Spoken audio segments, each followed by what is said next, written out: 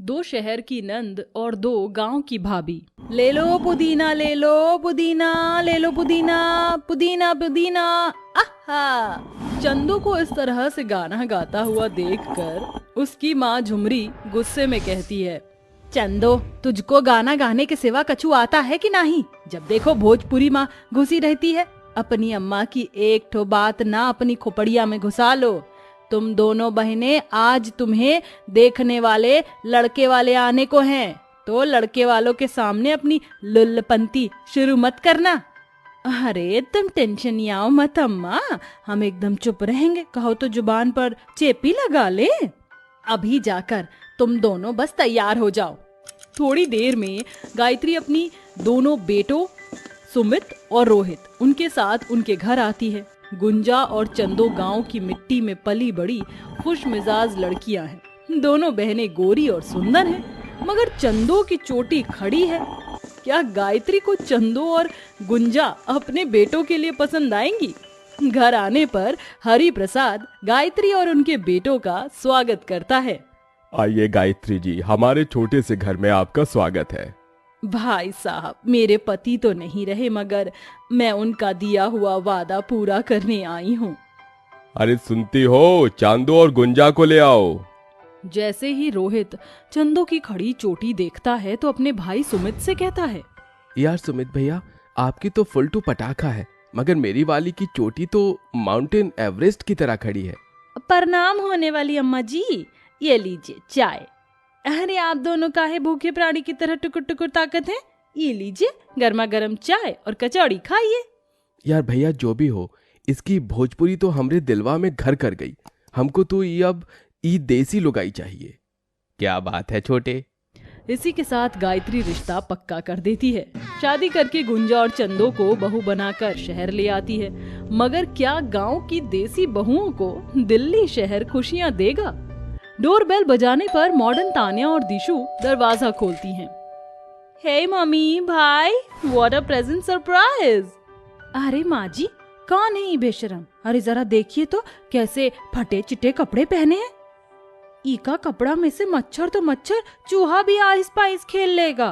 तभी सुमित धीरे से गुंजा के कान में कहता है, गुंजा, ये दोनों तुम्हारी ननद है और हमारी बहन।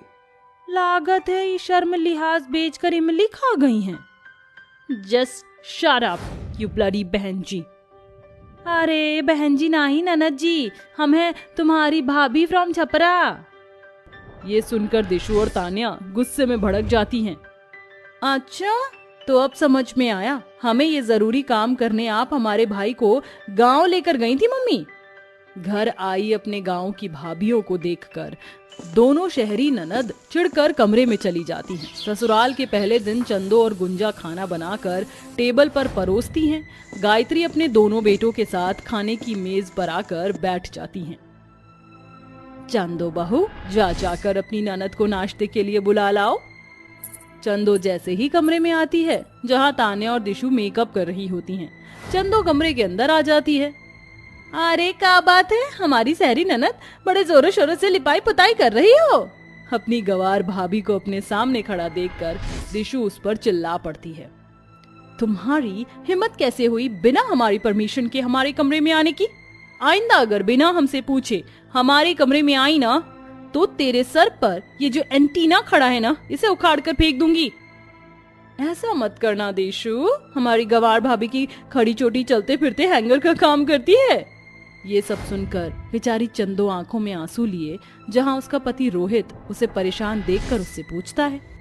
चंदो उसे सारी बात बताती है, जिसके बाद रोहित उसे एक पार्लर लेकर जाता है जहां उसके बाल ठीक हो जाते हैं। घर जाकर चंदो अपनी दोनों शहरी ननद से कहती है, क्या हुआ हमरी शहरी ननद, हमरे बाल देखकर तुम्हारे गुर्दे लाल काहे पड़ गए? गुस्से में आकर तान्या चंदो पर हाथ उठाती है। तो कौड़ी की देहाती हमें चिढ़ाएगी, तुझे तो मैं बताती हूँ। नहीं नहीं ननद जी, ये गलती नहीं करना। काहे कि ई तुम्हारी ककड़ी जैसी कलाई में इतना जान नहीं जितना देसी घी में है जो हम गांव में खाए हैं। और हमका एक तो बात बताओ, तुम दोनों बहन फायर काहे रहती हो? कहो तो तुम्हारे लिए फायर ब्रिगेड डियर मंगा दे। वो फायर ब्रिगेडियर होता है, बिगड़े डियर नहीं, गंवार कहीं की। इसी तरह से वक्त बीतता जाता है। तान्या और दिशु अक्सर अपने शहर से होने का घमंड अपने गांव से आई भाभियों पर दिखाती है और गंवार कहकर उनकी बेइज्जती करती हैं। मगर चंदो और गुंजा भी उनका जमकर मुकाबला करती हैं। इसी बीच में तान्या का बर्थडे आ जाता है। वो अपने सभी दोस्तों को बर्थडे पार्टी में इनवाइट करती है। हैप्पी वाला बर्थडे हमारी प्यारी ननद जी। तुम दोनों के बर्थडे विश की कोई जरूरत नहीं। आज मेरे फ्रेंड्स आने वाले हैं, उनके सामने अपनी गंवारों वाली लैंग्वेज की डिक्शनरी मत खोलना। Understand? You better understand. Gunja, चल हम दोनों भी इन शहर वालों को दिखा देते हैं कि गांव वाले इनसे कम नहीं। हाँ, और वैसे भी हमको शहरी रंग में देखकर हमारी ननद भी खुशी के मारे टमाटर के जैसे लाल हो जाएगी। शाम होते ही पार्टी स्टार्ट हो जाती है। चंदो और गुंजा अपनी ननद की अलमारी से उनके कपड़े निकाल कर पहन लेती हैं और सैंडल भी पहन लेती हैं। इसके बाद वो जैसे तैसे मेकअप शुरू करती हैं। अरे ई मेकअप करे माँ तो हमको हमारी अम्मा याद आ गई। एक जगह पाउडर ज्यादा हो जाता है तो एक जगह कम हो जाता है।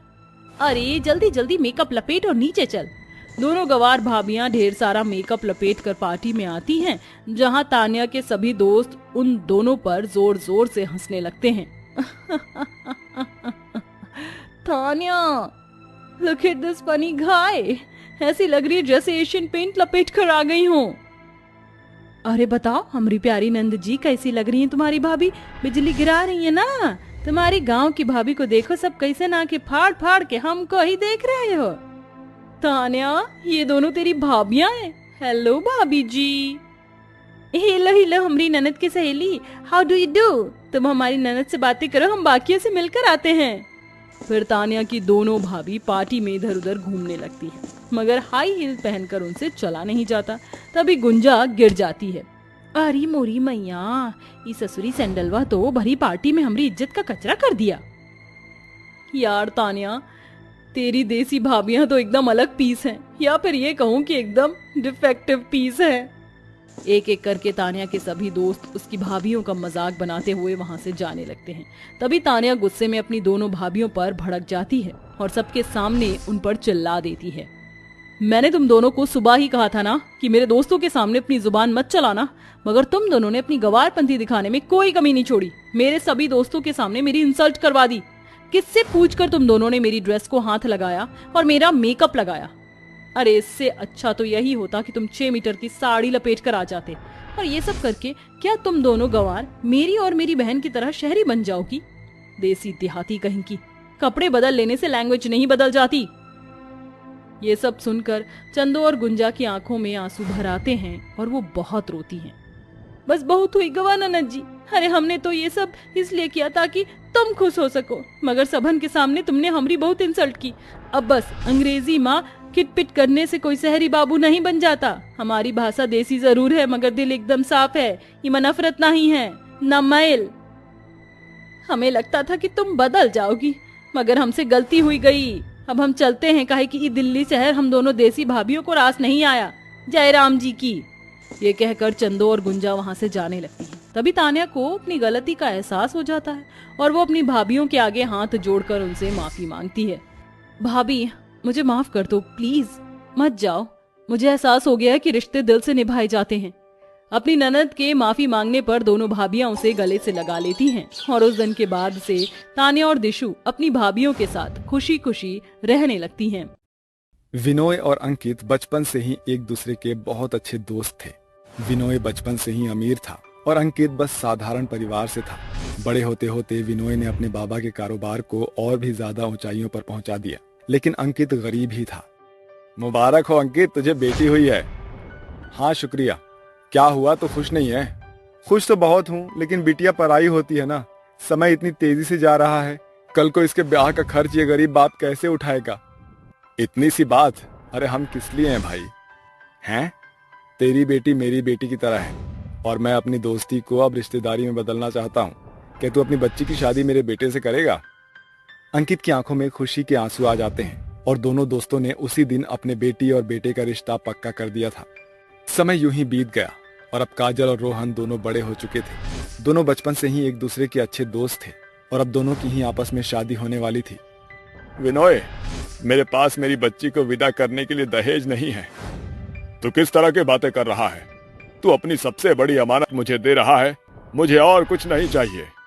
दोनों दोस्त हालातों से तो अलग थे, लेकिन आज भी वो दोनों एक दूसरे पर जान छिड़कते थे। ऐसे ही कुछ दिन और बीत जाते हैं और काजल विनोय की छोटी बहू बनकर आ जाती है। रोहन की शादी के साथ साथ उसके बड़े भाई की भी शादी हुई थी। उसके बड़े भाई दिलीप की शादी एक अमीर घराने की लड़की सोना से हुई थी।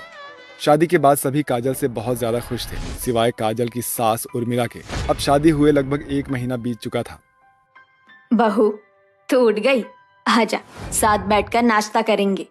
ए काली, चल जल्दी से हमारे लिए ताजा ताजा फलों का जूस लेकर आ। जी माँ, लाई। काजल की जेठानी सोना और उर्मिला काजल को उसके रंग और गरीब मायके की वजह से अपने जूते की नोक पर रखते थे। वेट अ मिनट, मुझे फ्रूट जूस नहीं, आज सिर्फ एग खाने हैं। जाओ जाकर लेकर आओ, अभी लाती हूँ। काजल अपनी सास और जेठानी के लिए नाश्ता बनाकर लाती है। वो उनके सामने नाश्ता रखकर खुद भी नाश्ते के लिए बैठ ही रही होती है कि तभी रुक रुक काली, कहाँ घुसी चली आ रही है? माँ वो मैं नाश्ता, तेरे जैसे गरीब ये वीआईपी लोगों के जैसे नाश्ता नहीं करते। जाकर चाय रस खा, ये जूस वगैरह तुझे शोभा नहीं देता है। काजल की सास हमेशा उससे ऐसे ही भेदभाव किया करती थी, लेकिन काजल कभी भी उसकी बातों का बुरा नहीं मानती थी। वो बेचारी उतने में ही खुश रहती थी जितना उसे नसीब होता था। इसी तरह से दिन बीत रहे थे और अब दोनों ही बहुएं प्रेग्नेंट हो चुकी थी। एक तरफ उर्मिला अपनी गोरी और अमीर बहू को एक भी काम नहीं करने देती थी, तो वहीं दूसरी तरफ काजल प्रेगनेंसी के बाद भी सारे काम किया करती थी। ए काली, मेरी बहू का कुछ खट्टा खाने का मन हो रहा है, जा बाजार से सोना के लिए 1 किलो इमली ले आ। पर सासू माँ, मैंने तुझसे पूछा नहीं है, ऑर्डर दिया है, जा लेकर आ। काजल कुछ नहीं बोली और प्रेगनेंसी की हालत में वो अपनी जेठानी के लिए इमली खरीदने चली गई और अपनी जेठानी को इमली लाकर दे दी। खा ले बहू, तेरा किसी और चीज का मन हो तो मुझे बोल देना, घर में नौकरों की कमी नहीं है। जी सासू माँ। घर में काजल को नौकरानी से भी कम इज्जत मिलती थी, लेकिन वो बेचारी गरीब लड़की इन सभी को नजरअंदाज करके खुशी खुशी अपने ससुराल में अपना गुजारा कर रही थी। एक दिन, माँ, सोना, काजल, देखो तो मैं क्या लाया हूँ। अरे वाह, केक! आपको कैसे पता चला कि मेरा केक खाने का मन था? बस चल गया, अब जल्दी से माँ और काजल को भी बुला लो, सभी साथ में इसे खा लेना। उस काली को ये केक देने की कोई जरूरत नहीं है। ये क्या तरीका है सोना? काजल तुमसे छोटी है और वो तुम्हारी देवरानी है। अरे चुप कर, ना जाने मेरे बेटे की मत मारी गई थी, उसे ऐसी काली स्याही जैसी बहू मिली, बस दे दिया उसे केक। चुपचाप तू और सोना मिलकर उसे खा लो। पर माँ, देखिए, या तो आप ये केक मेरे साथ खाइए, वरना अगर उस काली को भी खिलाना चाहते हैं तो मैं इसे नहीं खाऊंगी। सोना के इसी तरह बात बात में नखरे रहते थे। दिलीप को उसकी बात माननी पड़ती है। इसी तरह से दिन बीत गए और दोनों बहुओं की डिलीवरी का समय आ गया, इसलिए वो अपनी बीवी को डिलीवरी के लिए बड़े अस्पताल में लेकर गया। लेकिन वहीं दूसरी तरफ रोहन का काम ठीक ठाक था, इसलिए उसने अपनी बीवी की डिलीवरी एक साधारण से सरकारी अस्पताल में ही करवा दी। सोना को एक बेटा हुआ था और काजल को एक बेटी। दोनों बहुएं 2 दिन के बाद घर वापस आ जाती है। उर्मिला ने अपनी अमीर बहू का स्वागत बहुत अच्छे से किया और छोटी बहू को लेने वो दरवाजे तक भी नहीं आई। शायद माँ भाभी की सेवा में लगे लगे थक गई होगी, इसलिए नहीं आई। आओ काजल, हमारी बच्ची को लेकर आराम से अंदर आ जाओ। काजल का पति उसका बहुत ज्यादा ख्याल रखता था। अपनी पत्नी की डिलीवरी के बाद रोहन ने ही काजल का ध्यान रखा। उर्मिला तो काजल की बच्ची के पास भी नहीं आती थी और ना ही कभी उसे प्यार भरी निगाहों से देखती थी। ऐसे ही चलते चलते 3 साल बीत गए। अब दोनों के ही बच्चे 3-3 साल के हो चुके थे। ए काली की मनहूस लड़की, चल मेरे पोते से दूर हट। उर्मिला अपने पोते को खिला रही थी। जैसे ही उसकी पोती उसके पास आई, उर्मिला ने उसे रुलाकर भगा दिया। माँ जी, बस बहुत हुआ। आज तक आपने मेरे साथ जो कुछ किया मैंने कभी उफ नहीं की, लेकिन मैं अपनी बच्ची के साथ ऐसा अन्याय जरा भी बर्दाश्त नहीं करूंगी। काली, तेरी धमकियों से मैं डरने वाली नहीं हूँ, चल निकल यहाँ से। काजल को अपनी सास का अपनी बेटी के साथ ऐसे सलूक करते हुए देखकर बड़ा ही दुख हुआ। ऐसे ही कुछ दिन बीत गए और आज पूरे परिवार को विनोय के एक क्लाइंट की पार्टी में जाना था। सभी जाने के लिए तैयार हो गए। काजल, तुम तैयार हो? दिलीप और सोना बड़े महंगे कपड़ों में थे, जबकि रोहन का परिवार बस साधारण सा ही तैयार था। सभी मिलकर पार्टी में चले गए। पार्टी में सभी लोग बस दिलीप की ही इज्जत कर रहे थे। 1 glass water please. Sure sir, मुझे भी 1 गिलास पानी मिलेगा। क्यों रे, मैं क्या तेरे बाप का नौकर हूँ? जाकर खुद पानी पी ले। ये तो मेरे भाई से कैसी बात कर रहे हो? हाँ, ये आपके भाई हैं? अब सॉरी सर। वो नौकर चला गया। वो पार्टी अमीर लोगों की थी और हैसियत से दिलीप ज्यादा अमीर था, इसलिए सभी दिलीप की ही इज्जत करते थे, जैसे खाने को पूछना, बैठने को जगह देना और जी जनाब से बात करना वगैरह। रोहन को तो सभी बस एक गरीब नौकर की तरह ही ट्रीट कर रहे थे। इन सब से सोना बहुत खुश हो रही थी, लेकिन उर्मिला को ये सब देखकर बहुत बुरा लग रहा था, क्योंकि वो अपने बेटों से बराबर प्यार करती थी और मन ही मन उसे अपनी छोटी बहू के साथ किए हुए अपने बर्ताव पर भी शर्मिंदगी हो रही थी। अब मैं समझ पा रही हूँ कि काजल को कैसा लगता होगा। उर्मिला को मन ही मन बहुत पछतावा हुआ और उसने घर जाकर अपनी बहू से इस बात पर माफी मांगी।